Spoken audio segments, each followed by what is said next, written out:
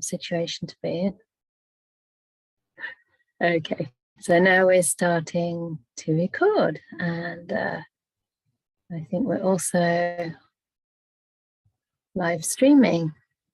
So a very warm welcome to everybody who is joining us both live and also in person. Really great to have everybody back again this evening, and well done, especially if it's your first retreat. You've actually made it through the first day. Sleepy or not, doesn't matter. The main thing is that you're turning up and you're giving everything your best shot, if you like, although that's not a very Buddhist way to put it.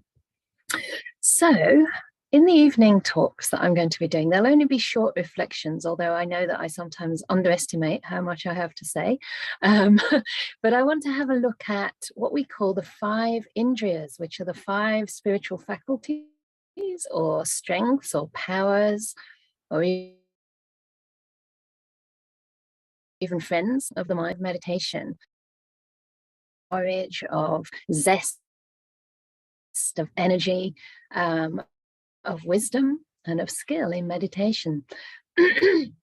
And these 5 faculties, I don't know if any of you are familiar with them, are confidence, otherwise sometimes translated as faith or trust. I actually like to translate that one as inspired confidence, because we need a little bit of inspiration, first of all, to actually take the first steps on the path. So it's more than just feeling confident, it's actually having that inspiration to take it further. And then the second one is energy, because obviously if we feel confident and inspired, then we want to put forth some energy. And energy includes a kind of dedication, a kind of commitment, and also some sacrifice, you know, actually giving something of yourself rather than just seeking to gain.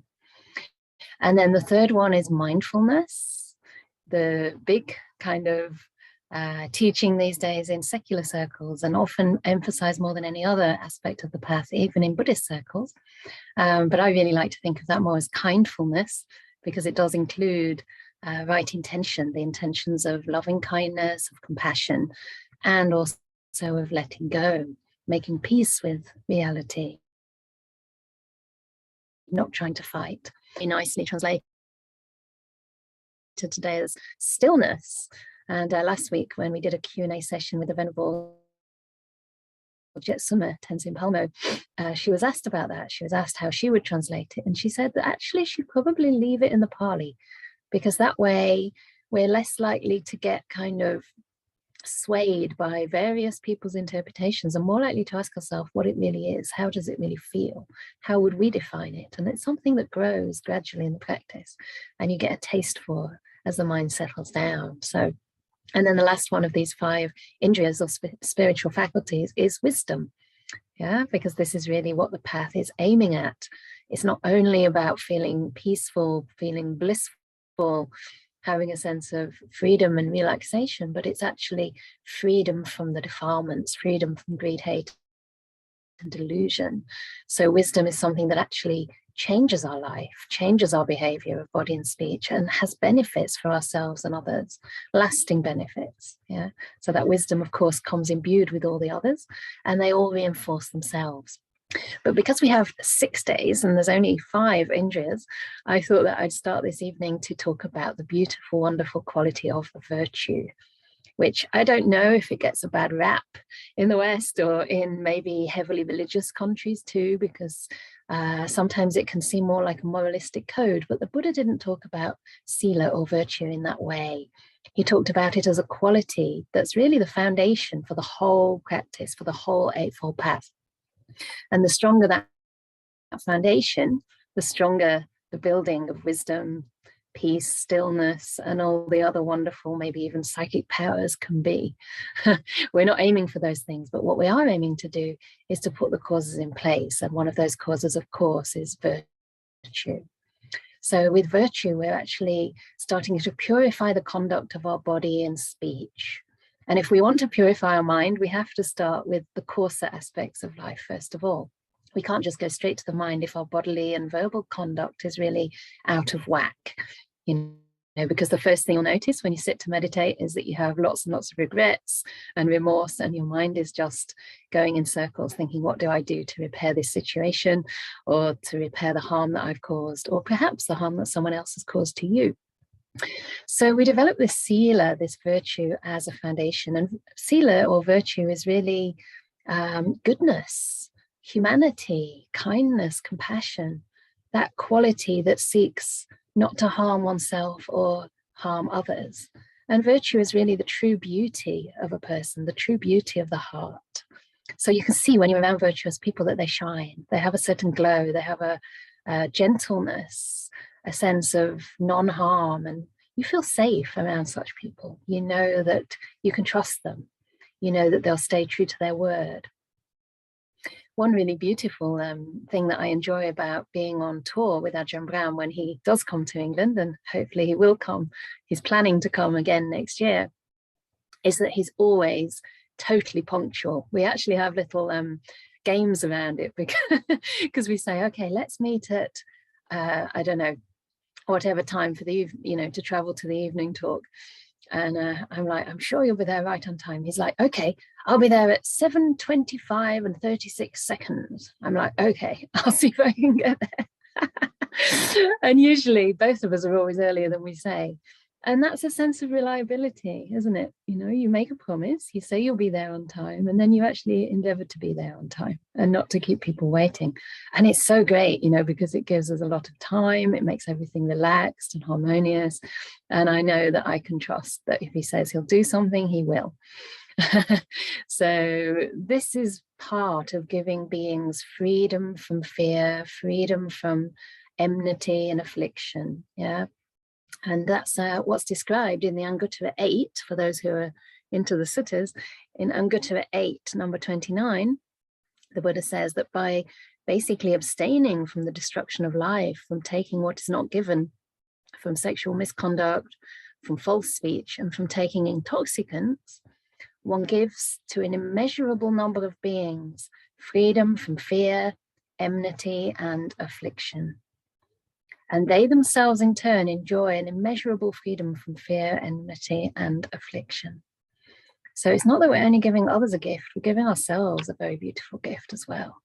And hopefully in the meditation that we'll do shortly, we will have a look at how we can bring our beautiful virtuous conduct and the goodness of our lives up in our mind when we practice, to empower, energize, and give us confidence in our meditation. So we incline our mind in beautiful ways. There's also a basic principle that's very aligned to what Ajahn was talking about earlier, about right endeavor or right effort, the effort to abandon unwholesome states and cultivate the wholesome. And this is also a principle of understanding what is virtue and what is not.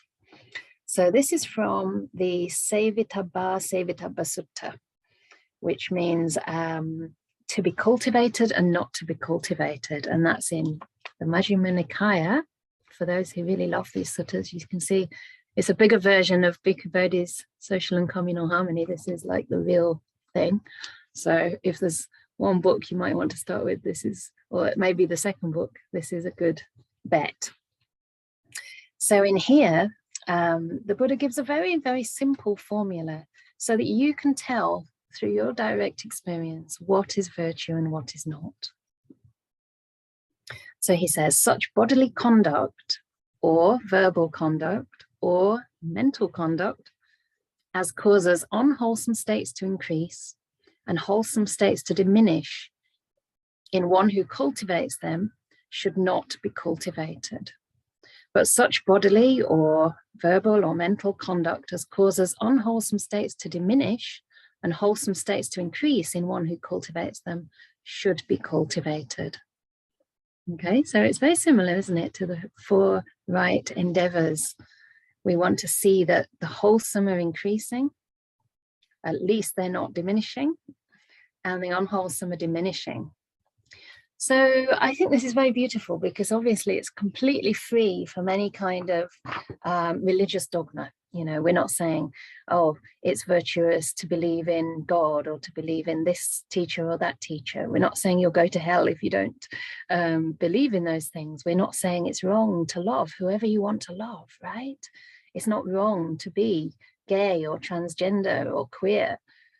It's nothing to do with that. It's more about how do we use our sexuality? How do we use our speech and our body in whatever way?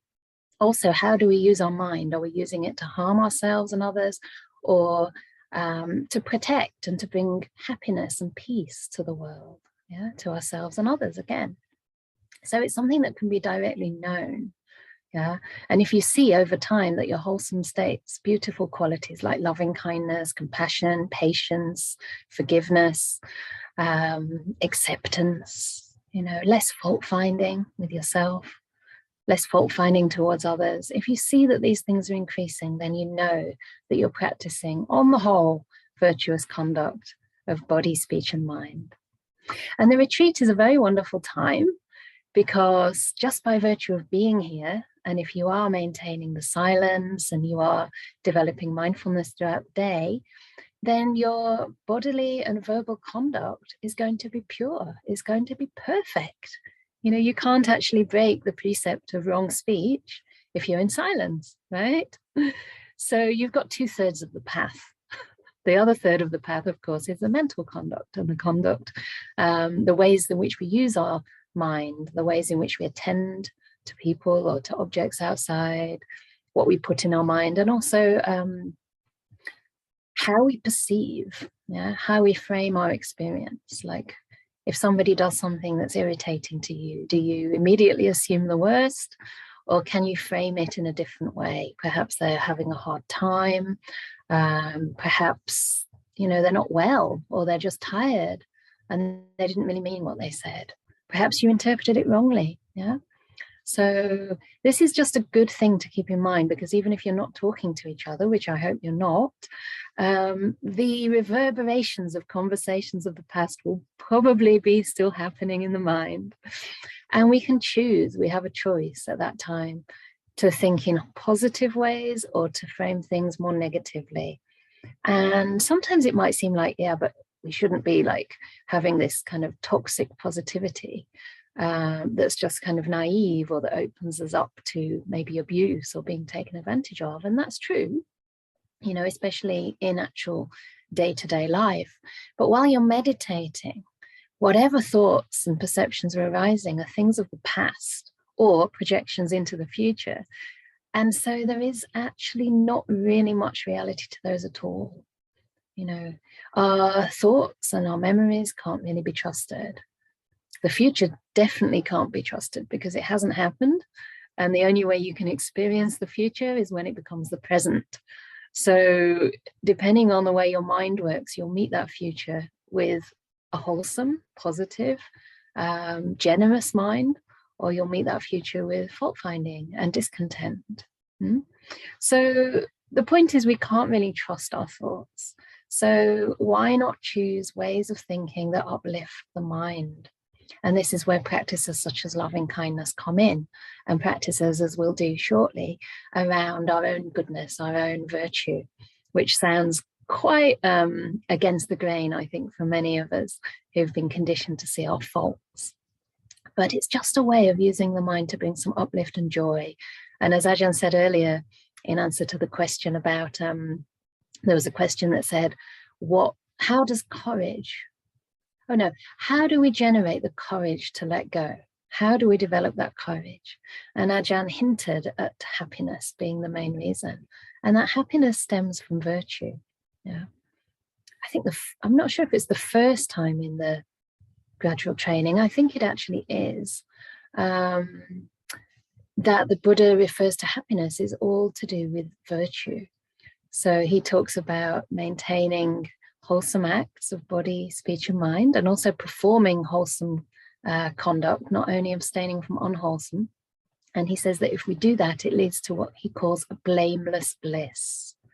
Yeah, you can already imagine what that might mean, not to have remorse, not to have regret, not to feel tormented by the things that have happened in your life, or the ways that you behave, and to go to bed feeling guilty and, you know, being really restless in the night. So, and it's also not just the absence of those things, it's actually a sense of integrity, a sense of feeling that you're living a life aligned to your highest values, aligned to the goodness in your heart, you know, and focusing on that goodness, not letting it slip by, because we can easily say, oh, it's nothing, you know, anyone would do that. I actually today I realized that actually yesterday the people who I'm staying in their house, they're not here at the moment, but they've lent me a room and this big attic space to teach from, and they'd left all this really dirty washing in the washing machine, like it had been there for probably a long time, at least a week by the time they put it on. And it was quite stinky and not very nice. And then finally they put it on a couple of days ago, and I wanted to use the machine. So I sent them a text and said, oh, do you want to come and pick up your washing? You know, kind of feeling like it's not my job to hang it out, right? Especially because officially, according to the Vinaya, actually monastics aren't supposed to do errands for lay people particularly. Although I don't think that one's, you know, necessarily condemned. But then yesterday I kind of realized that's quite stingy, and it was quite a nice thing to just hang it out for them, you know, rather than it staying in the washing machine and getting all smelly again. So myself and the other lady staying here hung it all out to dry. And then today, because I had time and the other lady was at work, I thought, okay, I'm going to fold it all up nicely, put it on the radiators, then when it's dry, fold it up and put it out for them so they feel like it's all taken care of. And I thought, I wonder if that's a good example to share with the group. And then I thought, it's a bit strange, isn't it, giving an example about myself? And then I remembered this lovely passage in the Visuddhimagga that said, the deed is, but no doer of the deed is there. And then it continues, Nibbana is, but not the person who enters it. And I thought that really relates to this practice of reflecting on one's own virtue. It's not that you're developing a big ego around it. You're actually just noticing, you're wisely reflecting on cause and effect. You're saying, okay, this wholesome action has this and this result. And another principle that the Buddha says is that it should have pleasurable consequences, pleasurable results for oneself and for others. And so when I realized that, I thought, yeah, that has given some happiness and some pleasure to me, because I enjoy having time for little chores. Most of the time I'm on the computer running a project and not having enough time for meditation. But today I could go more slowly and I could, you know, really take care of my environment. I also looked after some beautiful orchids that are in the bathroom. I'm starting to feel like green fingers for orchids now. I think they're just such beautiful plants. And yeah, you know, it has pleasant results for me, and it'll definitely have pleasant results for them when they see it all nicely folded up. So, you know, that's an example of where we could just kind of moan and whinge, I want to do my washing, I've got to take all this dirty stuff out first. Or we can just go the extra mile. Yeah. So I wanted to, I'm aware that time's running, but I wanted to just read out one of the most beautiful places in the suttas that talks about the positive aspects of virtue. And I know that many of you have probably heard this several times before, but that doesn't matter unless you're perfect already, in which case you probably wouldn't be here. So this is just one lovely passage. It's in the Khandavaka Sutta, which is again Majjhima Nikaya, number 51, where the Buddha speaks about the precepts that you've taken today, the abstinence, but he also speaks about the positive aspects. And I think in Pāli, it might be an Abhidhamma term, but it might be straight from the Pāli canon. It's called Varita, which means like abstinence, and Charita, Sila. So there's these two aspects, one to do and one not to do. So, and this is in the context of monastics, because it carries on beyond the basic precepts into all the minutiae of the Vinaya, but we'll skip that part. So, but just presume that this is talking to monastics in the beginning. So having gone forth, perhaps you've gone forth into the retreat situation. So you can consider that you've gone forth as well for 7 days. and possessing the monastic training and way of life. Abandoning the killing of living beings, one abstains from killing living beings. With rod and weapon laid aside, conscientious and merciful, one abides compassionate to all living beings. So here you see that it's much more than simply abstaining from taking life, which I think most of us can probably do quite easily. But it's actually kind of noticing if there's a snail in the road, and it's likely that a bicycle or a car will come past, and thinking, okay, I'll just move it out of the way, or even an animal that you might feel afraid of, like a spider. I actually love them, but a spider did bite me actually this rains retreat, and it took about a month for the bite to disappear. But anyway, I still like them. I had about 8 really big spiders in the room that I was sleeping in, really quite big. And yeah, one time one got in the bath and I removed it because, it doesn't take much for these little delicate creatures to get harmed. So then the next one, abandoning the taking of what is not given, one abstains from the taking what is not given. Taking only what is given, expecting only what is given. By not stealing, one abides in purity. So you can see that that is quite a humble state of mind, not expecting anything other than what you have right in front of you, right? So that starts to undermine that sense of greed and grasping and craving to get more. Then abandoning in celibacy, one observes celibacy. And hopefully you're all doing that on this retreat, because you're not supposed to speak.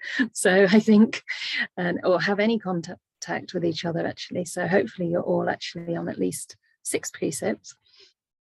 And then living apart, abstaining from the vulgar practice of sexual intercourse.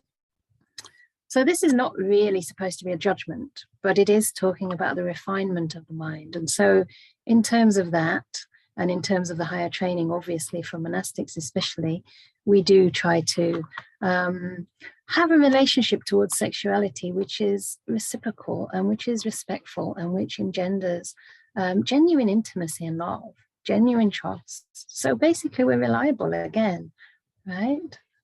And we keep our commitments to each other. So then the one on speech is very beautiful, and I'll just read it straight out.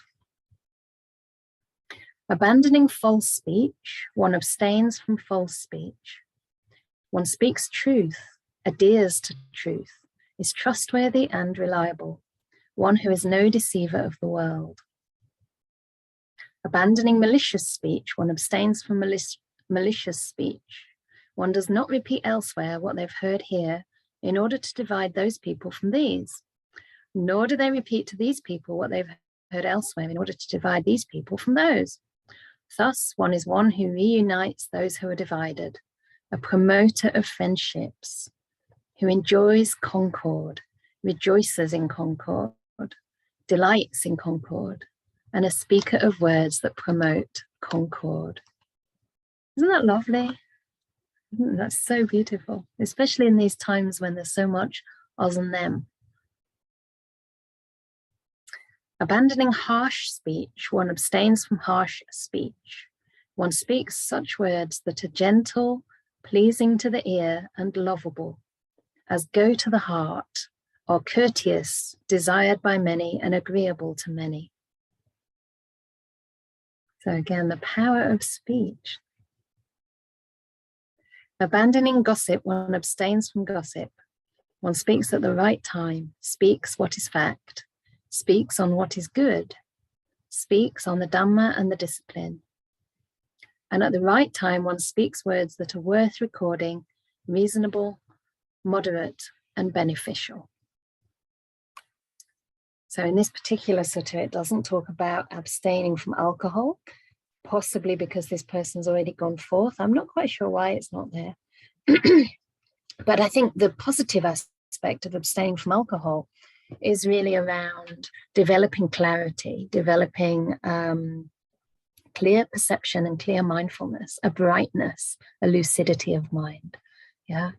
And it's really crazy, but I told Ajahn Brahm this morning, I tell him everything, because that's one thing that we do if we do anything anything good or anything a bit strange, is that we had some tea the other evening. And tea is tea, right? It's not breaking the precepts in any way, but this was a very, I don't know, expensive for sure, kind of white tea from very old trees in China. I think it's the pu'er kind of tea. So it's like a fermented tea, but it's the white tips, the pods.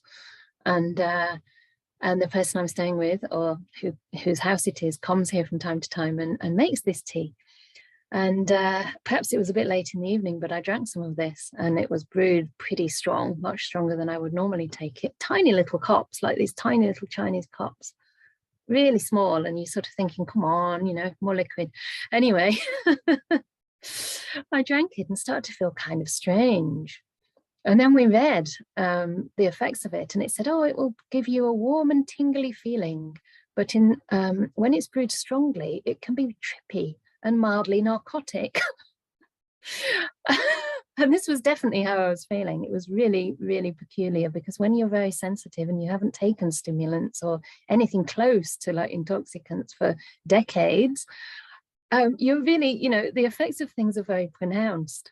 And it actually kept me up that night. And it was great at the time because I laughed so much, and it was really quite amusing. The whole evening was quite funny and quite unexpected. But I noticed that yesterday I really had a crash the other side. And this was just tea, you know, this was just some kind of artificial uplift, slight high. And then the downside of that was that I felt really quite rough the next day. And this is what happens, you know, if we take anything obviously more strong than that. It's kind of borrowed happiness, even if there's any happiness to it at all. You don't feel good the next day because it's not the kind of happiness that comes from within. So be careful of white tea, especially the good quality stuff. So I did want to finish by just saying a few words about the next type of virtue, because it's important and it links into what was talked about today. And that's the mental virtue, otherwise known as sense restraint, or my favorite translation is guarding the senses.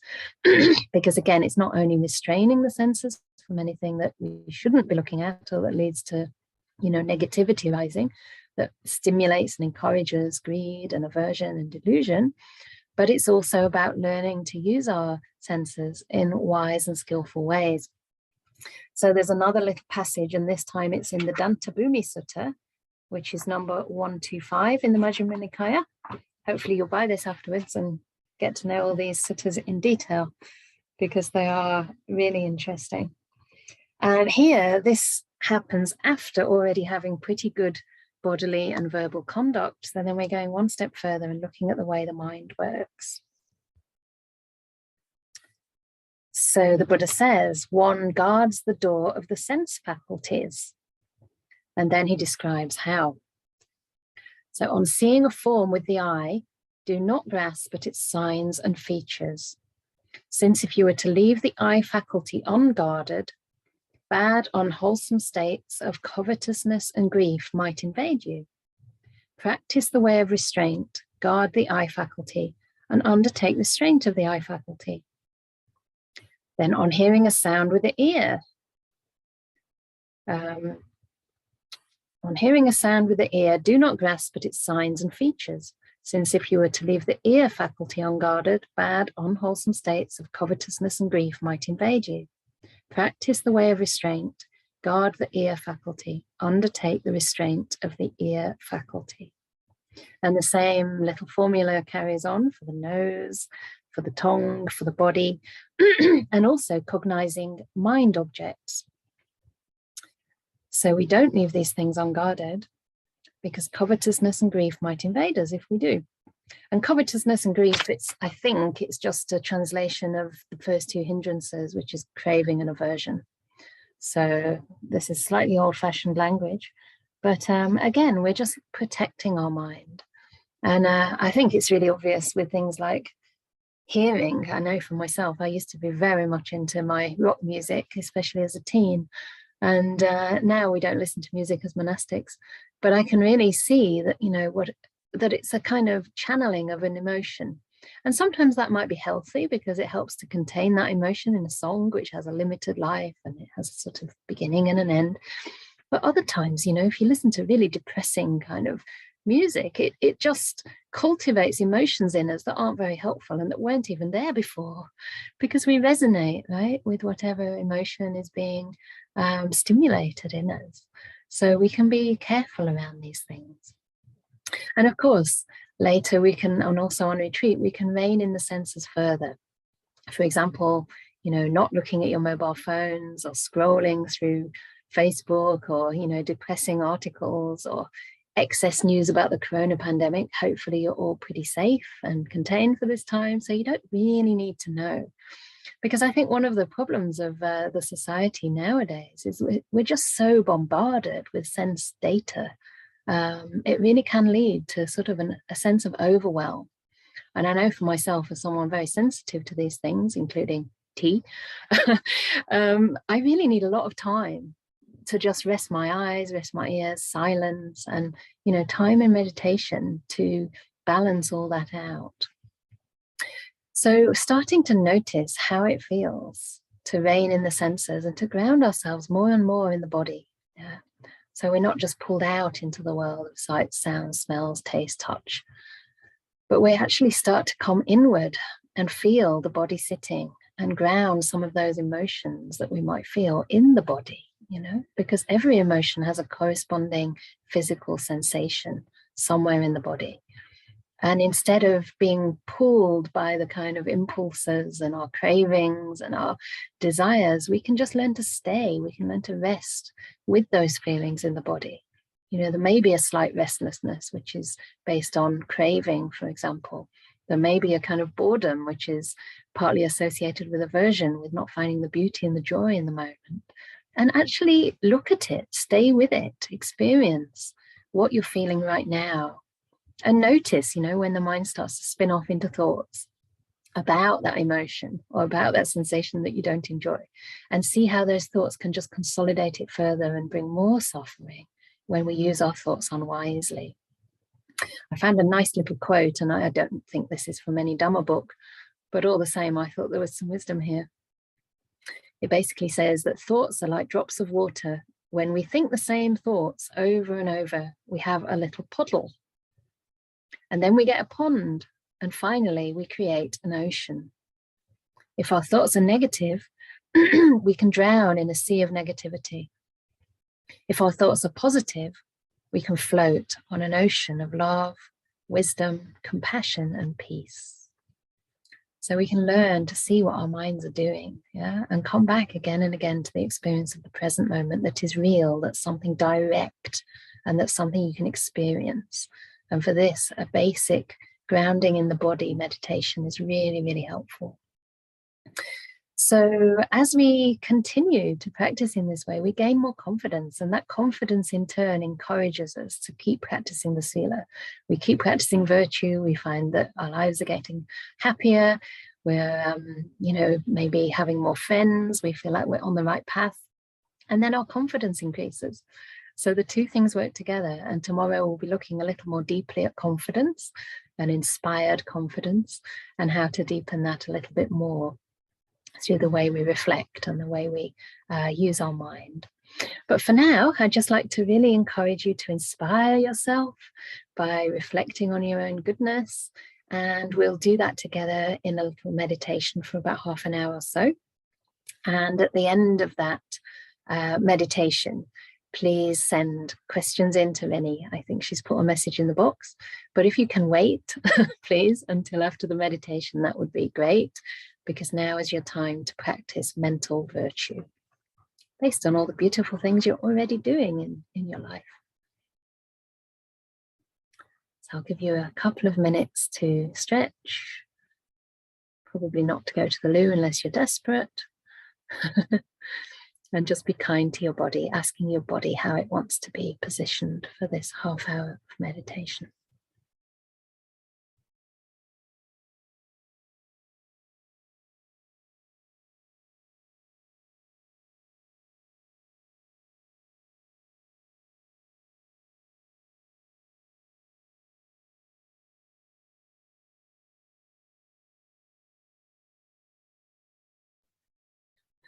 I should probably have shared something really inspiring that I did instead of drinking too much white tea. But this is what I'm like. I'm so open, you know. Definitely, I'm not going to be hiding anything from anyone, because whatever I do, it's just out there. So sometimes I think that's not a bad thing. What you see is what you get. So.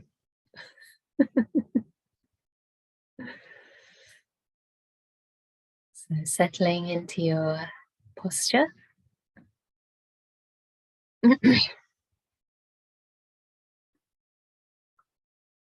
And when you're ready, withdrawing the sense of sight. The eyes are not needed right now. So if it feels comfortable and safe for you, then you can gently close your eyes, turn off the lights.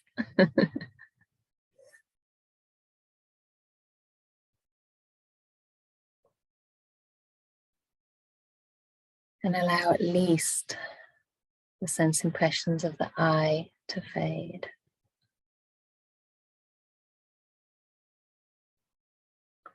Some people do keep their eyes slightly open. If that's you, that's totally fine.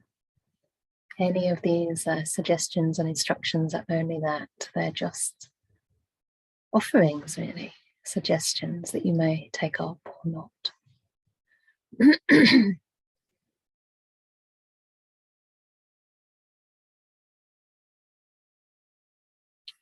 And with our eyes closed, we can just gently come in contact with our bodies, establishing mindfulness along with kindness and care.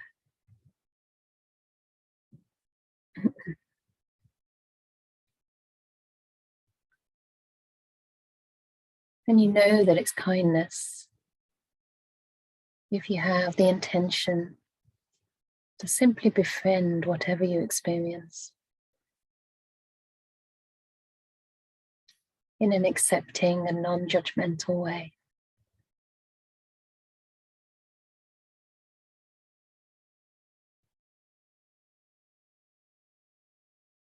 Kindness can feel like a relief.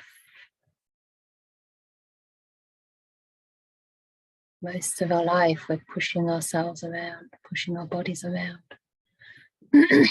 demanding that our bodies serve us in so many different ways. But now, the mind is in service of the body. Now it's time to simply be kind. And ask your body how it feels. Allowing this mindful, kind awareness, what Ajahn Brahm calls kindfulness, to soak through the body. Starting, if you wish, at the tips of the toes or at the top of the head. Doesn't really matter. But just imagining this kindfulness, like the light and warmth of the sun, just soaking you through, soaking through the skin,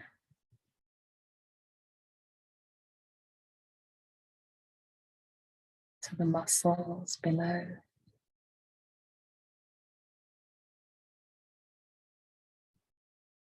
right inside,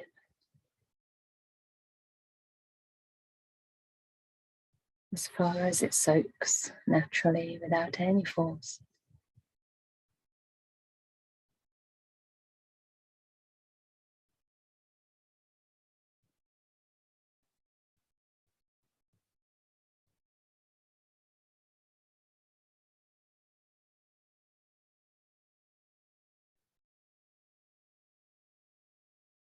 And just like the warmth and light of the sun, wherever this kindfulness flows, it relaxes, soothes, and calms any tension, any tightness. any unnecessary holding that you have in your body.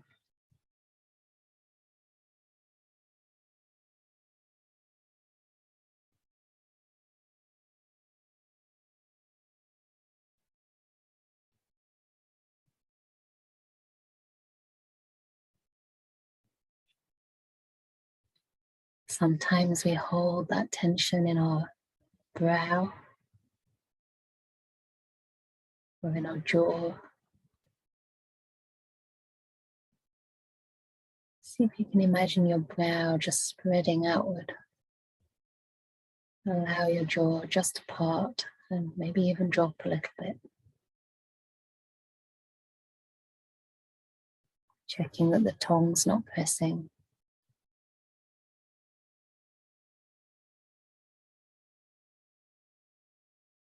The shoulders can be another area of tension or tightness.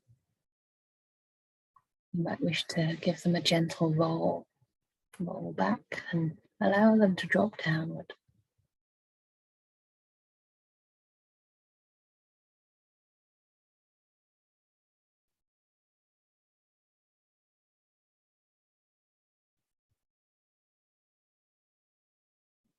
Checking that nothing is pressing on your buttocks. That the weight is evenly distributed.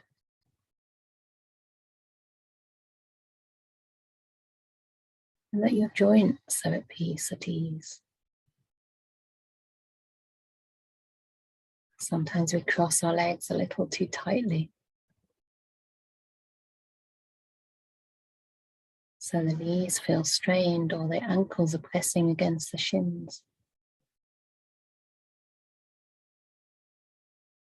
Maybe your toes are squashed. See if you can give them a little bit more space.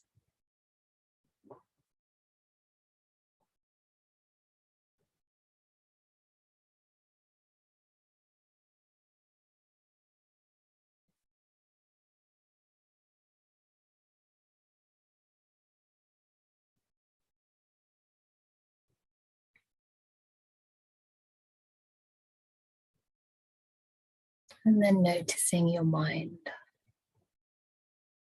befriending your mind.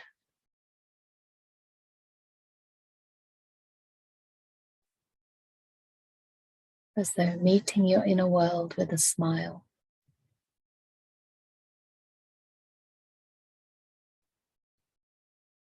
This person who you know so well.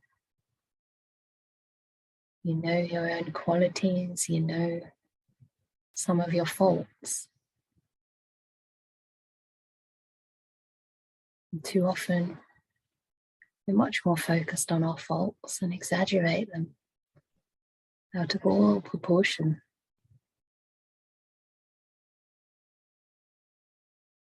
See if at this time you can focus on the beauty within yourself.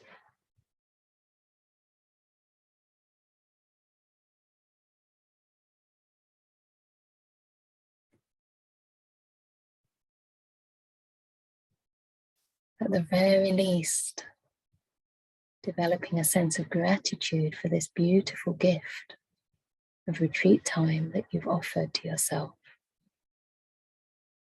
Out of loving kindness, out of wisdom. Understanding that practicing the Dhamma is for your benefit and the benefit of so many other beings.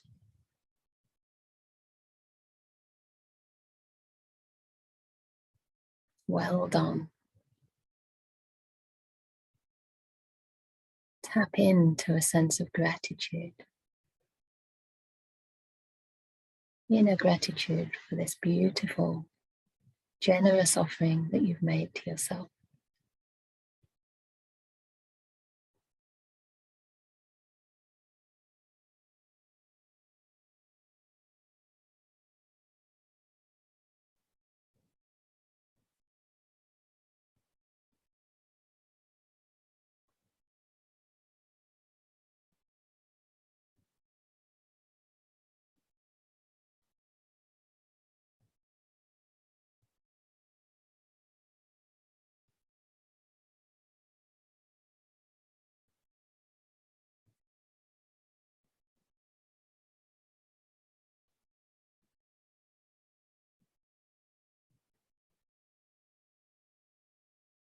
How does that gratitude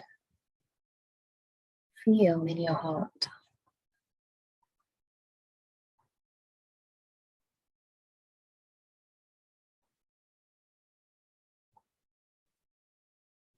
Even if you're not feeling genuine gratitude and appreciation for yourself, just for showing up, can you remain open to the possibility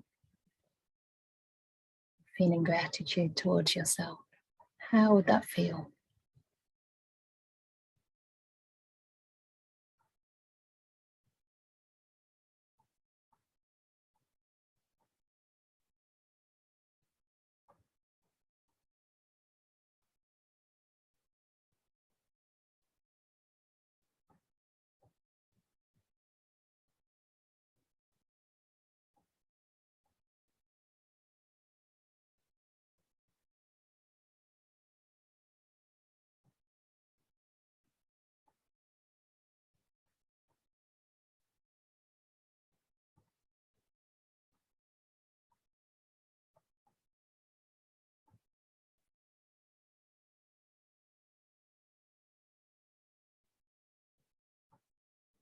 Perhaps something else comes to mind as we reflect in this way. Perhaps a little service that you've offered to someone that maybe didn't seem like much at the time, but nevertheless made someone else's life a little easier.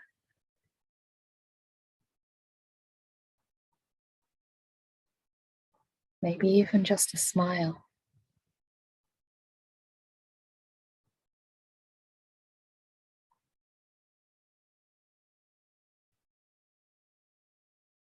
Maybe you have a pet or a sick girlfriend who you're taking care of. Can you see that as something beautiful, an opportunity to care?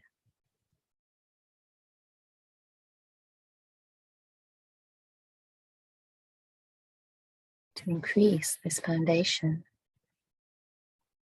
of beautiful, pure virtue, selfless service to another human being or animal, or even a plant.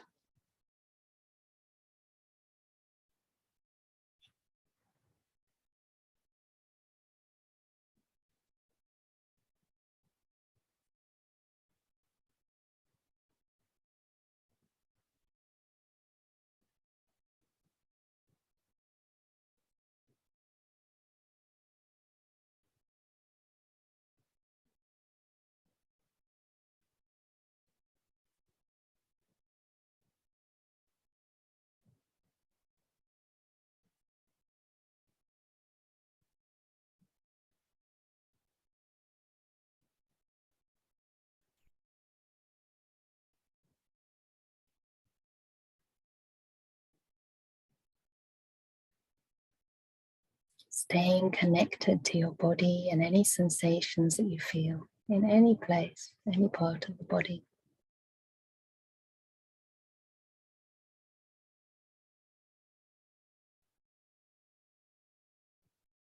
Noticing if these reflections bring a sense of peace, a sense of happiness, well-being or ease, however subtle that might be.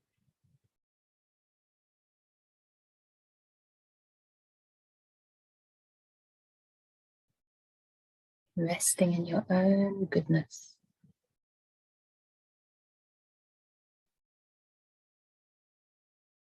Confident that you're on the right path.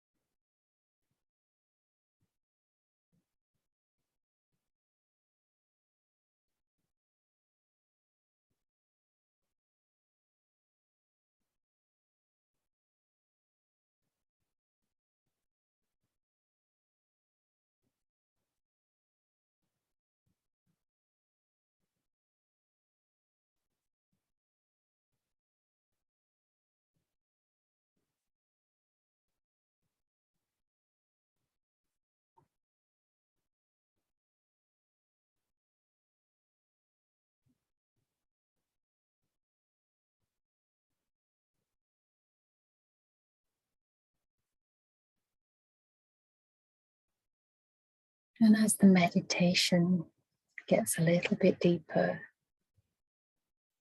just let any memories or thoughts about particular activities fade away. And if you wish, see if you can tune in to a quality that you really respect in this world and maybe see signs of inside. Perhaps the quality of patience or courage, kindness, generosity. Just settling on some quality that you really value and that your mind leaps toward.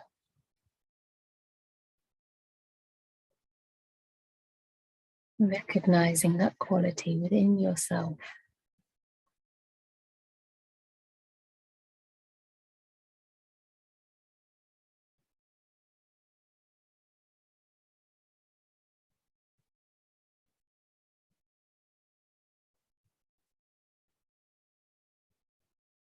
If it helps to anchor the mind, you could even repeat that word, that quality internally to yourself just a few times, connecting to the resonance, to the energy of that quality and allowing it to suffuse your body and mind.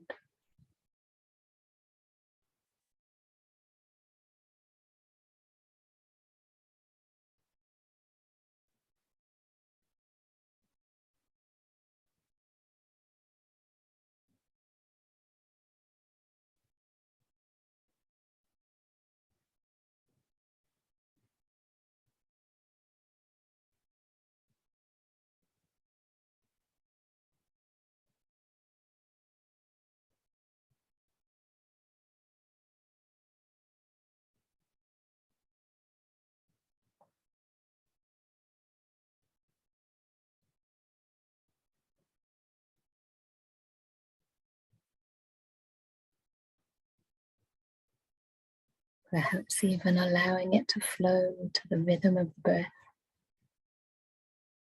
if that feels natural and pleasant to you.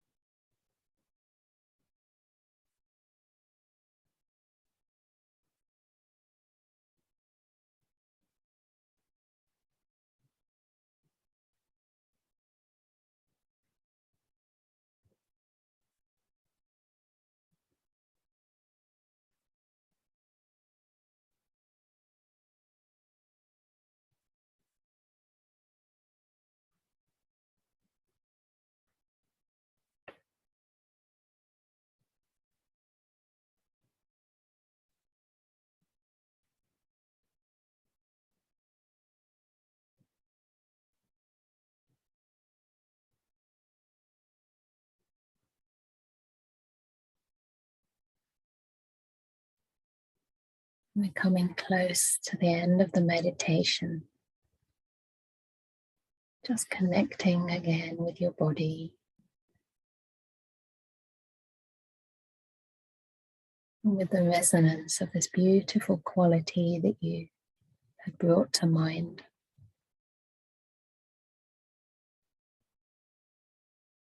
Imagine now that beautiful quality pouring out of your heart into your hands and offering the patience or the kindness, the generosity, whatever was your special quality, offering it out into the world.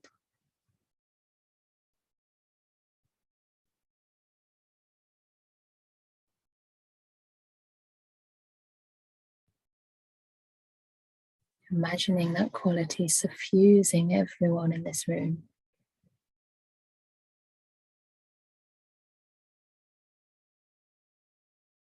Bringing them freedom from fear. Bringing them courage, happiness, and peace.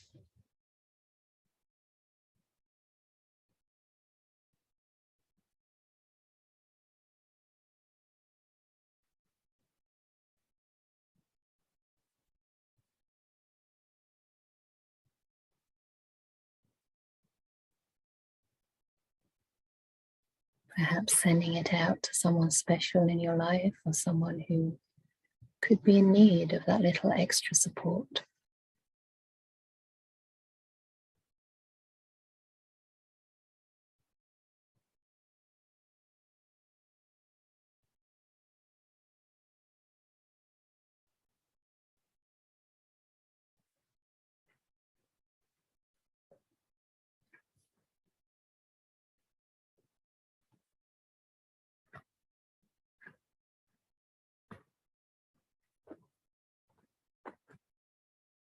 Just allowing those perceptions to fade, coming back in contact with your body, sitting on the cushion or on a chair.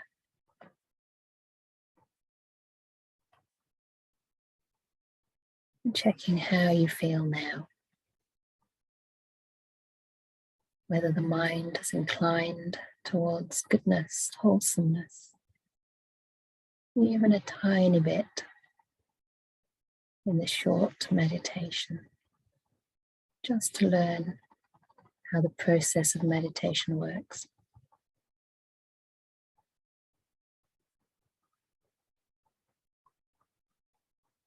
And if you find that your mind is agitated or fed up, ask yourself why. Just to learn the cause and the effect for various mind states to arise.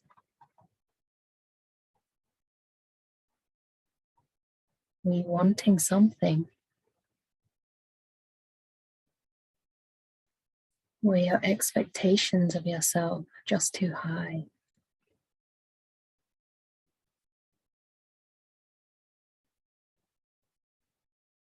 And can you commit to the practice of contentment with patience, with courage, and dedication?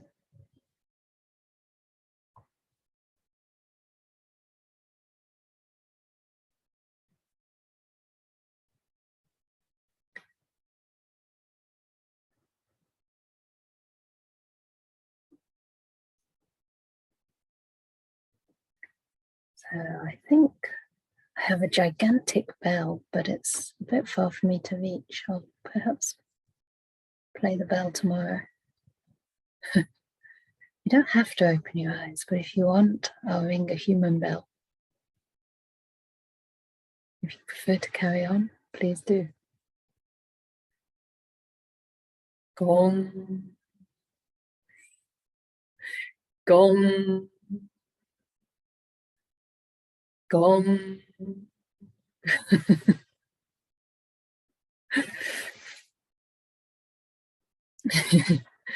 And even if you have your eyes open, don't throw away any peace or quiet that you've developed too soon. See if you can stay connected to the body in some way or to your emotional world. So now is the time for any questions, comments, or hopefully not complaints. So I think Rennie will be the collector. So if you can please write your questions, comments, or comments, please do. And if you could keep them a little bit concise. Ideally related to your meditation practice and to this retreat, at least for the first days, and I'm sure that we can get deeper into the Buddha's teachings as we proceed.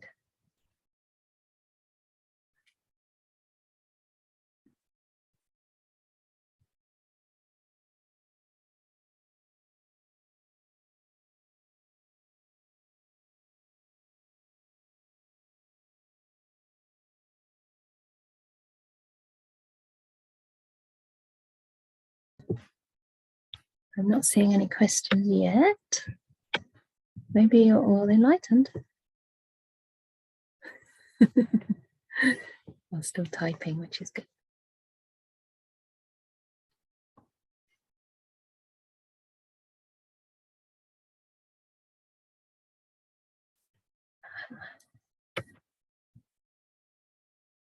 Okay, I got 6 in 1 here. This is great.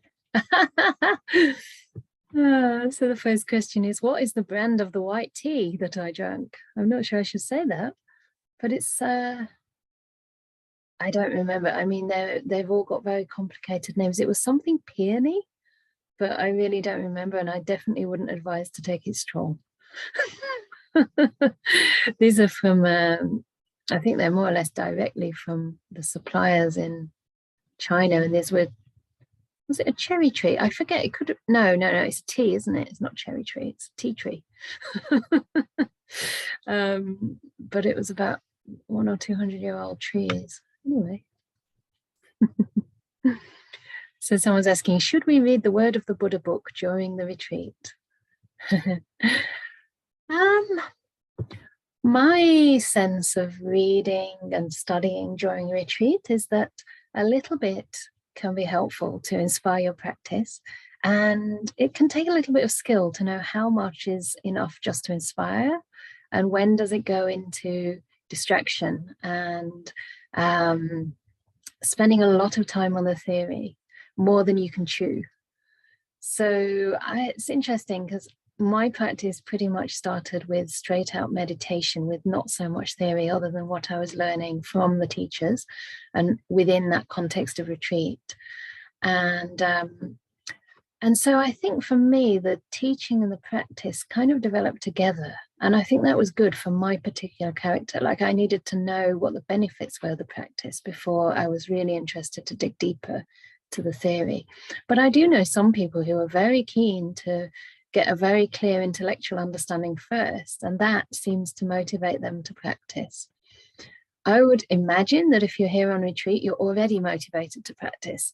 So it might not be so important to read the whole book. You have the book, so you can read it any other time.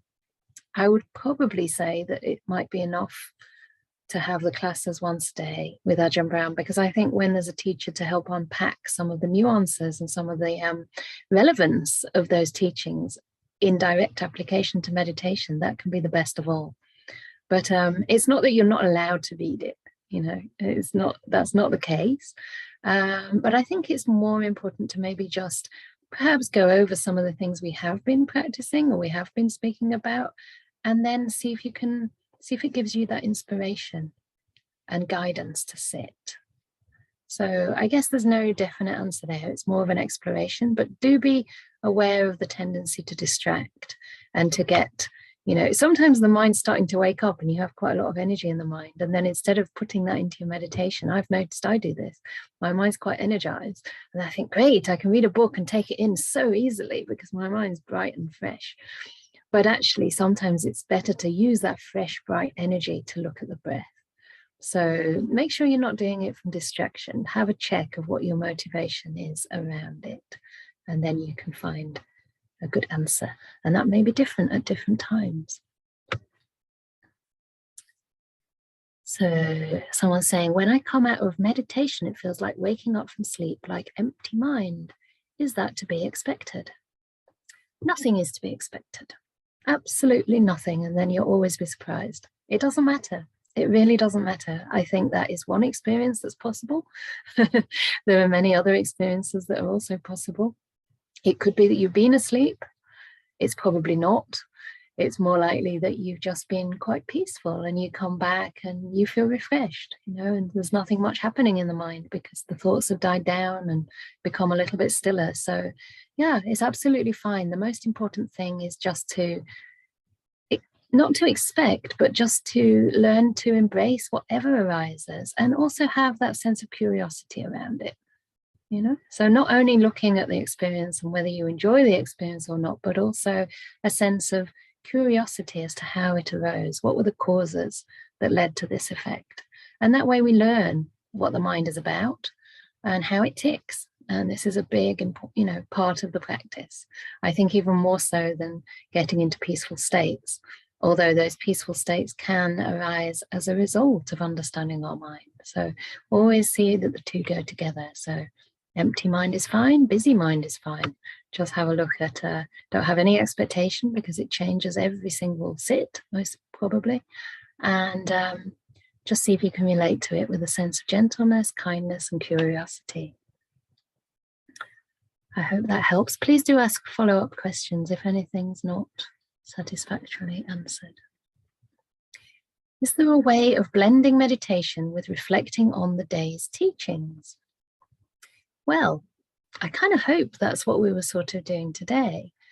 And that was just one example, really, of how to use thought or use reflection, invoke certain moods, certain wholesome qualities that do energize the mind and that do cultivate the wholesome states. So that was one example, and I kind of make it up each time. Generally speaking, I think for me, it can be really helpful to start the mind off by inclining it in a wholesome direction. So I tend to use either Chaganusati, which is what we just did, reflecting on our own generosity, our own goodness, or Silanusati is very closely related. It means reflecting on our virtue. We could also use Buddha Dhamma or Sanghanusati, reflecting on the qualities of the Buddha, the Dhamma, the Sangha. And as Ajahn Brahm very beautifully reflected to us today, that when he thinks about the Buddha, he thinks about the quality of, wisdom.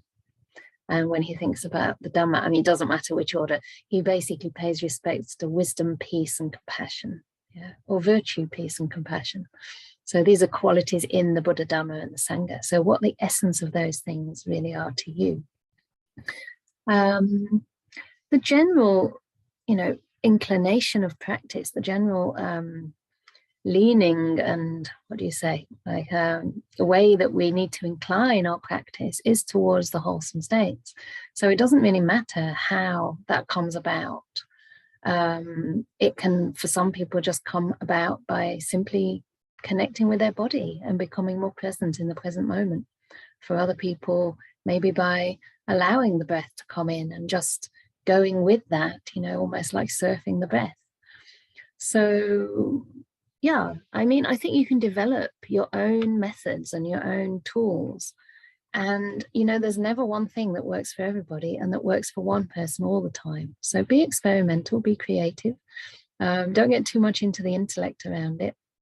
But the most important thing, I would say, is to blend the teachings of the second factor of the Noble Path with whatever we do. And that they are the teachings on right intention, the right relationship to our practice. So the second factor of the path is sometimes translated as right thought. I think right intention, right motivation, right relationship is quite a good translation. And they are the attitudes or intentions of making peace, letting go. Yeah, that's one. Making peace with a situation, letting go of wanting it to be any other way than it is, otherwise known as renunciation, renouncing our desires, renouncing our ill will. Loving kindness, avyapada, which means non-ill will. So the intention to actually embrace what's arising in your body and mind, rather than to change it or get rid of it or make yourself or your practice something other than it is. Yeah, because sometimes we come to retreats wanting to deepen our meditation, or maybe even wanting to improve ourselves. And in a way that's understandable, but be careful that it's not coming from a sense of ill will, a sense of fault finding and discontent with where you are already in the practice and with who you already are. Right? Because the whole purpose of the practice is to understand ourselves, to understand suffering, to understand the Dhamma, not to get an experience that we would like.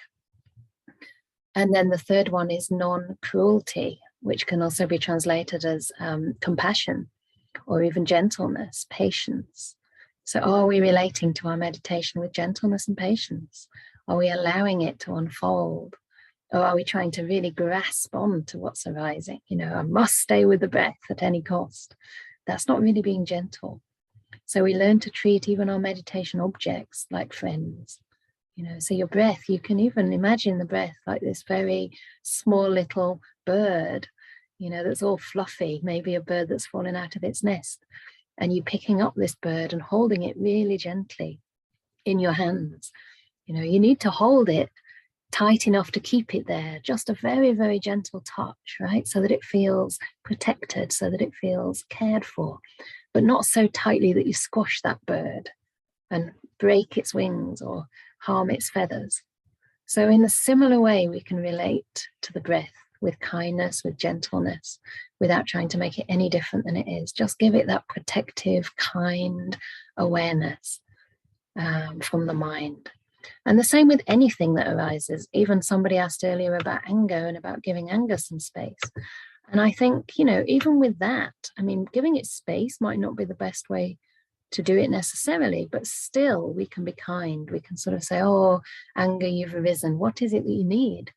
You know, what is it that this anger needs right now?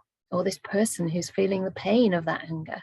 Like, what is it that you actually need? Do you need to make the anger go away? Or do you need to listen to that anger and to find out where it's coming from, to find out if perhaps there's some pain or some hurt, and then respond with compassion?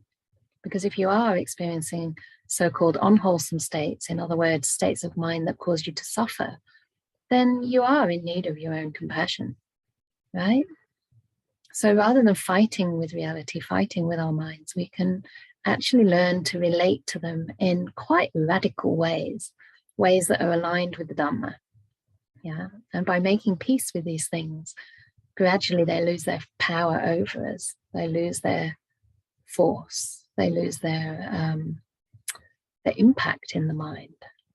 We're just able to watch, just as though clouds are passing by. You know, we're just able to watch with interest and say, "Oh, look at what's arising now. How can I relate to that?" And that's where the real cultivation lies.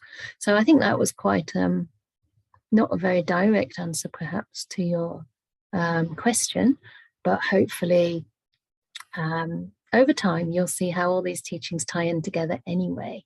And I would say just make sure you're as far as you can learn to relate wisely to whatever arises and reflect. Yeah, sure, reflect in wholesome ways. Okay, in meditation, if I catch my mind wandering, if not bring it back to the breath, what do I do?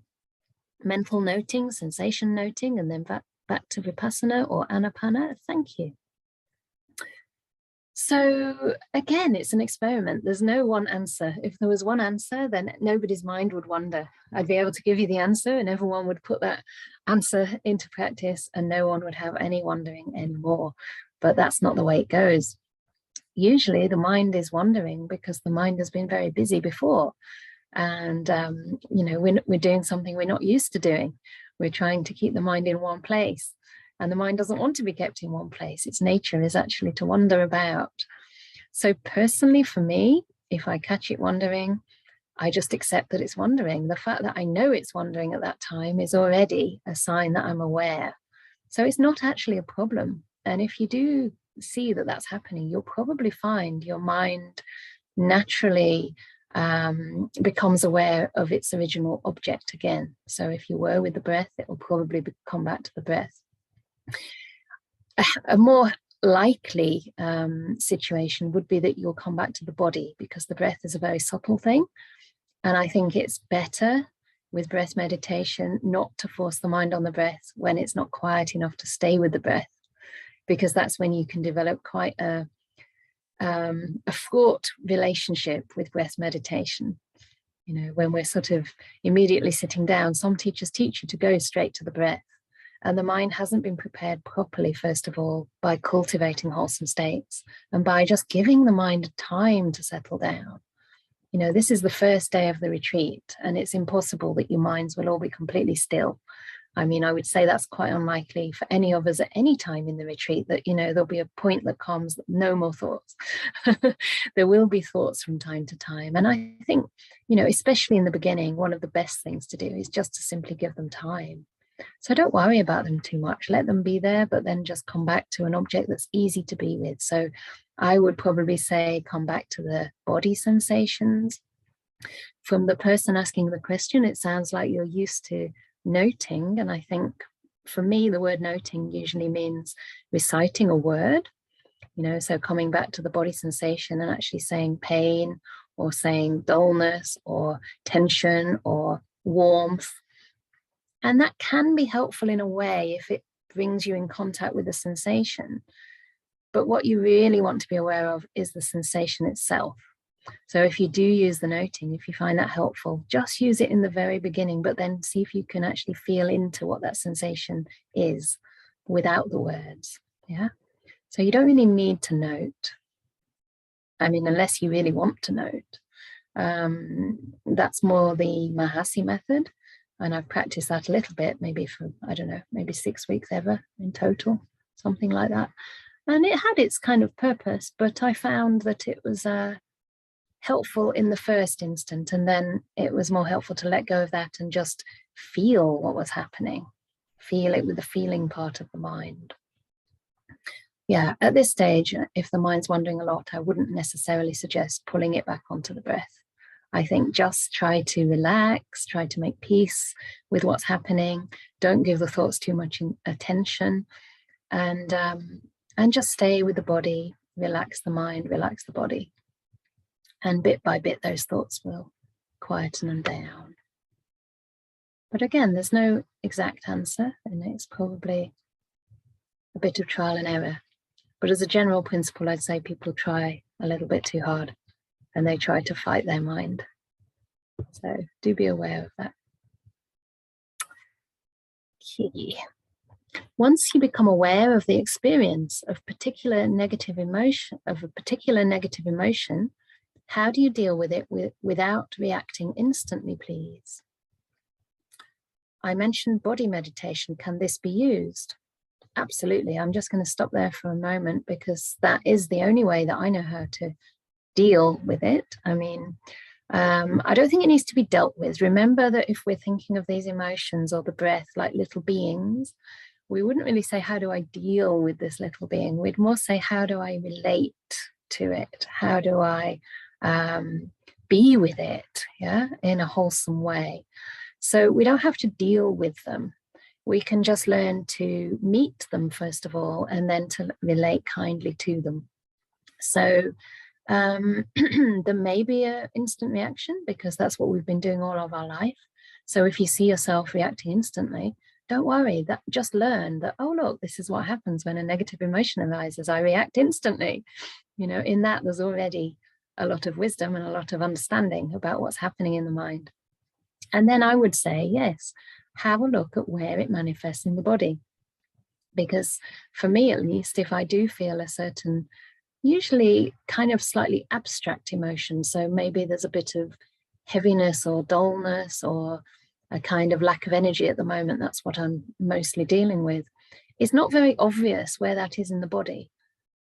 But if I go to the area, generally with emotions, they tend to arise in the trunk, so between the stomach and the heart, somewhere here. because this is where the nervous system is. This is where we tend to hold emotions, not always, but I think, you know, with anxiety, for example, the stomach is often a place. With sadness, it's often in the heart area.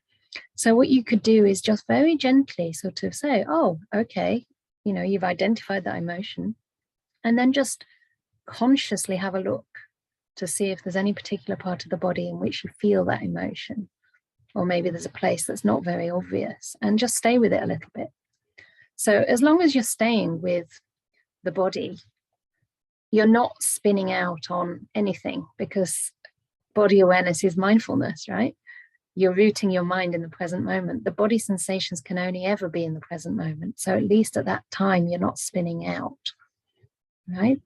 And with practice of body sweeping and really being, you know, mindful of the body sensations in the meditation and throughout the day, then you do start to notice when emotions arise quite quickly before you react. You start to feel something happening in the body, like heat might come up, or the heart might start racing. And if you're sharp and if you practice this a lot, you can catch it before it spills over into unwholesome acts of body and speech. So the second part of the question, once you identify the emotion, it doesn't pass away immediately. Yes, but it's changing all the time. So it's not that the emotion was ever solid. It's not that, oh, there's the anger and it's this kind of solid entity that 1 minute is there and the next minute it's gone. What's more important than waiting for it to pass away is to see its nature as it's there. So to actually notice that in what you think of as anger, there's heat, there's pulsing, there's tension, there's, I don't know, maybe the heart is beating fast. Maybe you're even sweating if you're really furious, and I'm sure you're not. I don't think you're a particularly angry person, but it's just an example. So you actually stay with those sensations. You're not looking for the end of the emotion. You're looking at how it's manifesting right now. And once you start to see that it's changing all the time, that understanding of anicca, of impermanence, develops, and it starts to seem pointless to react. Like, how can you react to something that's already changed? You know, when you wanted to react, that was maybe when it sort of reached a peak, but now it's kind of dissipating a little bit. So it makes no sense. And after a while, if you continue to use that perception of impermanence in your meditation, you feel everything just kind of falling away, arising and passing without really much permanence at all. So the equanimity can develop quite strongly, and even in the middle of an emotion, you're quite steady. The mind is quite steady and doesn't react. So yeah, once you identify the emotion, it doesn't pass away immediately. Good, because then it gives you a chance to explore it. So it feels like the emotion lingers on for a while and there's suffering. Yes, it's true. And suffering is to be understood, you see. So we can't go beyond suffering before we've met suffering, right? So there is suffering, and this is the first noble truth. You know, the Buddha wanted us to have a look at that suffering, to turn toward that suffering and stay with it long enough for insight to arise. So if we want to push these things away too soon, we're still resisting that suffering. We're still not really seeing it clearly. And that's what keeps it going on. It's when we can bring that awareness to suffering and we can actually meet it and see, oh, look how I'm burning myself. That's when wisdom arises that can actually get at the root of the problem. Because the suffering is not really the problem. Of course, it is, in the sense we want to, ideally, for those who've understood suffering to a certain degree, we want to end rebirth completely and get out of suffering completely. But as long as you're alive, you will suffer. There will be suffering involved. Even pleasant experiences have suffering innately embedded within them. You know, even, I mean, when I was practicing a lot of Vipassana practice, sometimes I would feel a lot of piti. And even as I was experiencing it, I could feel it as an agitation in the mind. It was an agitation on the stillness. It was more pleasant to feel still and to feel a sense of equanimity than it was to feel joy. So all of it is suffering. And that suffering is not a problem. It's the way we react to it. It's the way we try to push it away and reject it, and always looking for something better, something different than what's right in front of us. That is the problem. And that's the bit we can change. We can't really change the suffering as long as we're in this human form or in any form at all. Wow, there's more than 2 new messages because there's many in each message. So, oops, it's 9 o'clock. Oh my goodness. Okay, so I thought there were 2 more messages, but actually there were many messages in one. So I probably won't get to everybody today. Or I'll just give very brief responses now. So please forgive me if we run out of time. Okay. I would like to ask about self-kindness. I've some trouble with unhealthy food. I think I'm addicted to sugar and would like to treat myself more kindly. How could I better connect to myself and my body's needs? Good. So you've realized that you're addicted to sugar. You've realized that it's unhealthy, and you already have self-compassion because you want to connect better to yourself and to your body's needs. So this is the first step, and this is great. And you've identified this sugar addiction. So I think the best thing would probably to be set yourself small goals, not big goals. So, I mean, unless you're really strong-minded and you can just say no more sugar at all, it might be better to just start to limit, just start to cut down a little bit and give yourself a lot of encouragement whenever you succeed. If you don't succeed, don't worry, just ignore that one. But every time you do succeed, make a note of it, write it down and encourage yourself. And connecting to yourself and your body's needs better is through meditation. So you're in the right place. And especially if you do start to experience joy and peace in meditation, even just a sense of, I don't know, okayness, it doesn't have to be anything special, then you'll be less willing to sacrifice that by engaging in unwholesome patterns of eating. Yeah, it's like we just start to feel a little more circumspect about the way we live our lives. So I'm going quite quickly. Many years ago, I said to somebody that all aversion was rooted in aversion to oneself. Oh, really? Yeah, I never remember what I've said. I've thought about it and it seems to be so. Would you agree? I haven't thought about it since I've said it. So many years ago, I said that all aversion was rooted in aversion to oneself. Probably what I meant is that it usually stems from unpleasant feelings, like it usually aversion is around aversion to a feeling. You know, it's not really about the objects outside. It looks as though it's around the objects outside or the things that happen to us, but really it's about the way those things make us feel. And in that sense, it's rooted within ourselves. I think that's probably true, that it is all rooted in ourselves. It's just that we're using the word ourself makes it sound like it's our fault or that it's a personal thing. But the main way that I would express it now is probably that it's all in the mind. Like aversion arises from the mind, it arises from delusion basically, but it arises within ourselves. Yes, it's an internal experience, and as such it can be rooted out internally. We don't need to change the world to be free from greed, hatred and delusion. We need to change our mind. So in that sense I think that is the case, but I shall reflect further because I have not remembered that I said that. It's very sweet that you remembered though. It's an old Dhamma friend. We've had many conversations about practice. How can you deal with people trying to argue with you over things like eating meat? Oh, over things like eating meat is wrong and it's part of Panatipata precept, or lying is okay if you lie for a good purpose. Just don't argue back. That's just a quick answer because I'm not going to get through all these, but it's actually quite a profound answer, because the Buddha actually did say at one point, he said, the world argues with me, but I don't argue with the world. So I actually think rather than arguing back, just carry on with what you feel to be right for you and just say, well, I respect your opinion, but I need to do the things that feel good to me. I need to follow what's true to me. And, you know, I'll see if that's right, or I'll see if I'm wrong later on. But what tends to happen if you stick to your principles and your values is that people think, wow, okay, she's still doing that, and she's still, you know, acting in a virtuous way, and she's still not willing to like tell a white lie. She's got a lot of courage. She's got a lot of conviction in her path.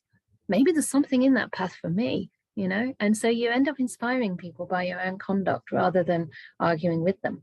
But if they're really nagging you and kind of getting onto you, then I would just try to set a boundary and say, look, you know, this isn't helpful for me. I don't want to speak about this right now.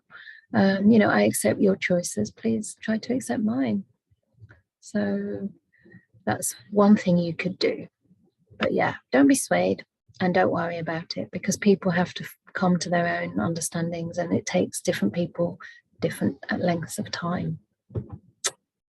So I'm just thinking about the time, and if anybody needs to leave, because it's 9 o'clock for us and maybe 10 o'clock in some other countries. So if you do need to leave, you're very welcome. I will not take offense, but I would like to continue trying to get through these in a slightly abbreviated way, maybe for another 10 minutes or so. Is that okay, co-hosts? Yeah, okie dokie. So it'll be another 10 minutes. As well as recognizing our own virtue, is atonement a part of the practice? Yes, this is an interesting question, because in the little verse that I read before, or maybe it's a different one. I think it's in the Rahula Sutta. I forget the actual name of it. The Buddha says that we should reflect on our actions of body, speech, and mind before, during, and after we do them. And then he says, if we find that we've made a mistake and we've done something harmful, if we can catch ourselves in the middle of that action, we can stop. But if we only realize that afterwards, we can, how did he say it? We can reveal it to others, right? So we can reveal it. So this is great when you have a teacher, you can reveal it to the teacher. Or if you don't have anyone around to tell it to, just tell it to yourself, write it down, you know, make yourself aware of what happened and why. And the next thing to do is undertake future restraint. So you make a commitment to restrain yourself in future. And guess what? That is it. So it's a very compassionate path. It's all about mental training, mind training. We don't need to beat ourselves up. But just have a look at it. Have a look at how it feels. What are the consequences as well? And the more you can say to the mind, look, mind, if you do this, it ends up like this. This is the kind of result it gives. But if you behave this way, then this is the result.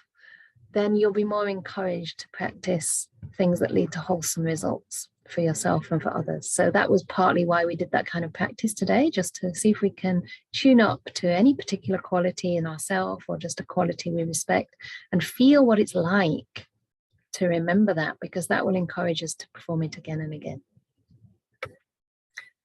Okay, a pleasant, warm feeling used to arise in my chest area with loving kindness. It's no longer there. Anicca vata sankhara. Yes, well, just because it used to arise, I suppose things can arise for a while, and then you think, oh, because it used to arise, it will always arise. But that's because we didn't see the impermanence in the arising. It's no longer there. I'm not making these feelings come up with willpower. Should loving kindness give rise to those pleasant feelings? Loving kindness can give rise to those pleasant feelings. It can be co-joined by feelings of warmth, feelings of ease, but it's not absolutely essential. Loving kindness is still loving kindness, so long as you have the intention of loving kindness. Yeah. So it just depends, you know, so many things, everything, even loving kindness, even jhanic loving kindness is conditioned. It arises due to certain causes, and when those causes are not there, it doesn't arise, or it arises differently. So we can't really understand why or how these things happen, but the causes are very nuanced and very complex. So it could be all kinds of things. It could be that you're tired of these days. It could be that, I don't know, maybe there's more emphasis on the words of loving kindness. Maybe there's less energy in the mind. Whatever it is, it doesn't really matter. The main thing is to just keep on inclining the mind in that direction and trust in the power of those intentions to incline the mind in wholesome ways. Because it will, you can't go wrong. You know, even if it's only thoughts of loving kindness, the Buddha says in the, I think, Vitakka Santana Sutta, or no, it's the Dveda Vitakka Sutta number 19 in the Majjhima Nikaya. He says that it's not possible. When you have thoughts of loving kindness, it's not possible for thoughts of ill will to arise. So at that moment, you should be very happy, because at that moment, you've overcome and stopped unwholesome thoughts coming into the mind. So don't worry about the rest of it. It will come back at some point too. And when it comes back, try not to cling. Try to just treat it like a very beautiful little bird who's just come in to see you, and you can fly out at any time. So just with respect. But it's good that you've had that, and it's good that you continue to practice. It's all good. Don't worry at all. Okay, there's another quite big question about explaining how to use right effort in everyday life and in meditation. So I can't explain it in detail now, but it's basically just to define right effort as whether it leads to wholesome states increasing or and unwholesome ones diminishing. If that's happening, then it's right effort, and the rest is really a big experiment. But we will definitely be speaking more about it tomorrow, because that's the section we're on with Ajahn Brahm. So I can't get into that further now, but it will be covered in more detail. And you can also ask any of these questions again at any other time. Last question. In my meditation, when I'm getting distracted like today, my mind wanders somewhere and I let it. I observe it wandering. Yay.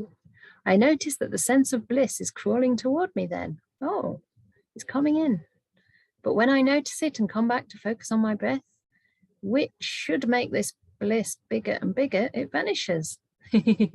So it's the should that is the problem here, because why should it actually? It's only because you think it should that it's a problem that it vanishes.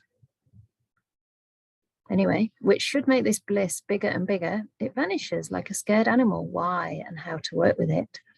Probably there's a little bit of clinging toward it, because when you're letting go and you're letting the mind wander and you're letting the mind basically be, the bliss comes in as a result of doing less. The bliss comes in because you're in a state of acceptance.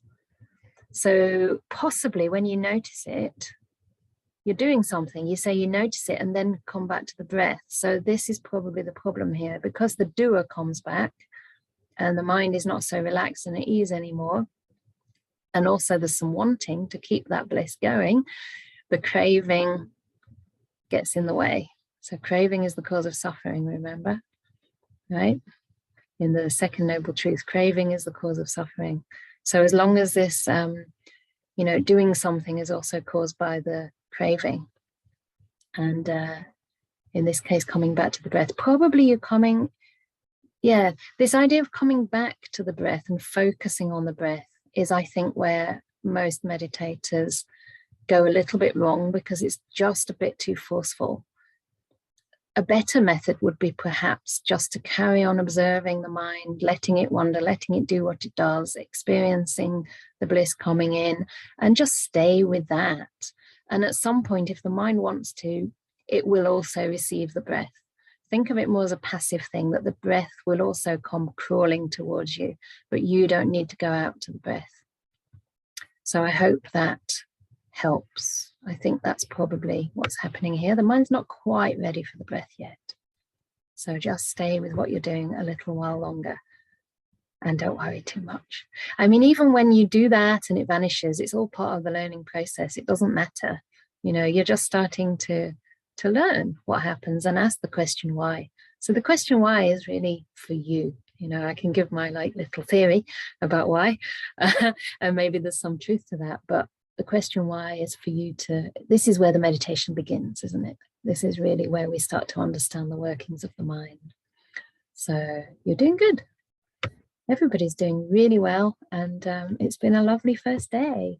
So hopefully it will continue and we'll become more energized. Today I'm very tired.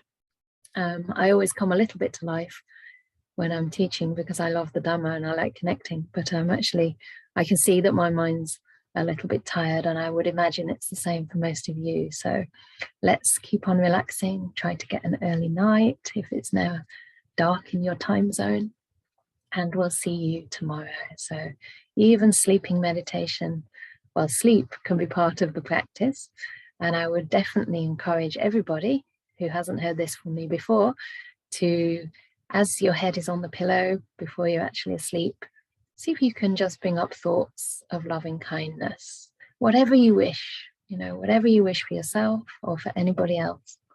Yeah, just something very gentle, very simple. It can be just, may I sleep well, may I be well, may I be peaceful. You don't have to spread it to the whole world. There'll be time for that later. So thank you very much. And I think we'll end here. Good night to those on Facebook as well. Bye.